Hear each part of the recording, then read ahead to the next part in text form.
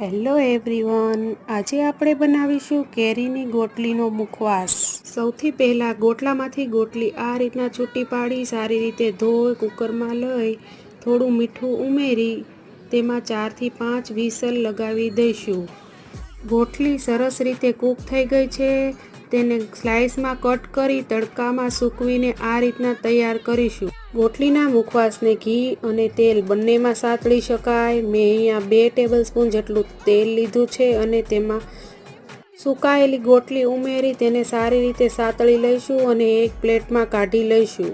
સ્વાદ પ્રમાણે સંચળ પાવડર લઈ તેના પર આ રીતના સ્પ્રિંકલ કરી સારી રીતે મિક્સ કરી લઈશું અને એરટાઇટ કન્ટેનરમાં ભરી લાંબા સમય સુધી સ્ટોર કરી શકાય।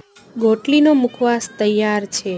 ગોટલીના બેનિફિટ્સ તો બહુ બધા છે, પણ તેમાં વિટામિન B12નો સોર્સ ખૂબ સારા પ્રમાણમાં હોય છે।